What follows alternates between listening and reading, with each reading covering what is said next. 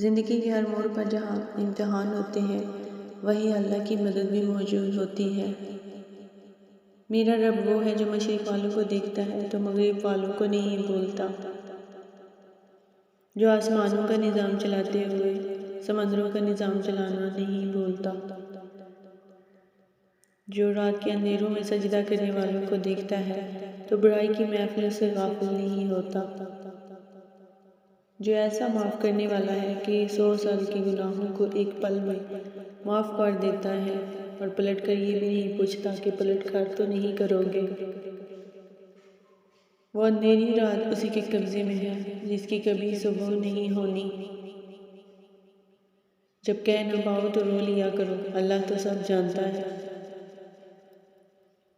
اور جب حضرت یوسف علیہ السلام اپنے بھائیوں کے سامنے آئے تو شاہ مصر تھے، اللہ کی مصلحتوں کو تم جان سکتے ہو۔ اس نے حضرت یونس علیہ السلام کو مچھلی کے پیٹ میں زندہ رکھا۔ نبی بھی آزمائے گئے، تم تو ایک عام سے انسان ہو، تم اللہ اللہ کرتے ہو تو وہ تمہیں آزمائے بغیر چھوڑ دے گا، وہ تمہیں آزمائے گا، بس تمہیں یقین رکھو، وہ دیتا ہے شکر کرو، وہ لیتا ہے صبر کرو۔ ہونا تو وہی ہے جو منظور خدا ہے، بے شک وہ ہر چیز پر قادر ہے۔